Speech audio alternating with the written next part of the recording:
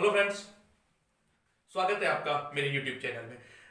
हर बार मैं चर्चा करता हूं आपसे सफलता के बारे में, किस प्रकार हमें सफलता प्राप्त कर सकते हैं, जीवन में कौन कौन से पहलू हैं जो हमें सफलता से रोकते हैं और कहां कहां हम सफलता किस प्रकार प्राप्त कर सकते हैं। देखिए, एक छोटी सी बात मैं आप कर रहा हूं, आर्ट ऑफ गिविंग, कि देने की एक कला।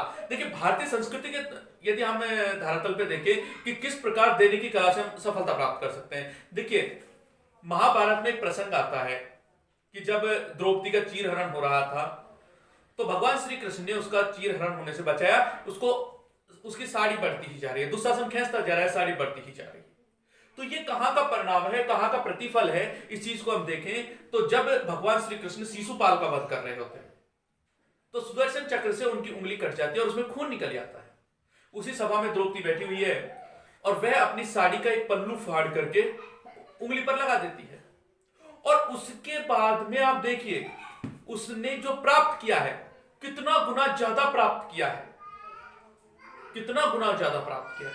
वही चीज हमारे साथ में, हम यदि किसी को कुछ देते हैं, कुछ परसेंट देते हैं, तो हमें रिपीट में कई गुना मिलता है। देखिए, जितने भी विश्व के धनी व्यक्ति हैं वो अपने धन को दान कर देते हैं, लेकिन फिर भी देखिए उनके पास कमी नहीं आती। क्यों? ये आर्ट ऑफ गिविंग है, देने की एक कला है, आपको आना चाहिए। जितना आप अपने, अब वही चीज यहां पर धन में हो रही है, वही चीज अपने ज्ञान में हो रही है। आप ज्ञान को, धन को जितना बांटेंगे उतना ही ज्यादा वह बढ़ जाएगा।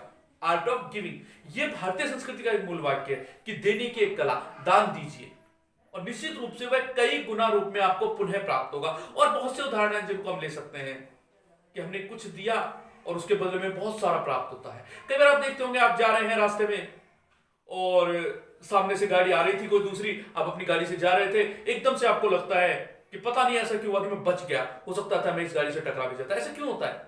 तो ये जो बच रहे हैं ये आपके अच्छे कार्यों का प्रतिफल है। और हमारी छठी इंद्रिय भी है, जो छठी इंद्रिय ऐसे टाइम पर हमारी सक्रिय हो जाती है और वो हमें बचाने का प्रयास भी करती है, जिसको सिक्स सेंस बोलते हैं। ये हमारा पूर्वानुमान होता है।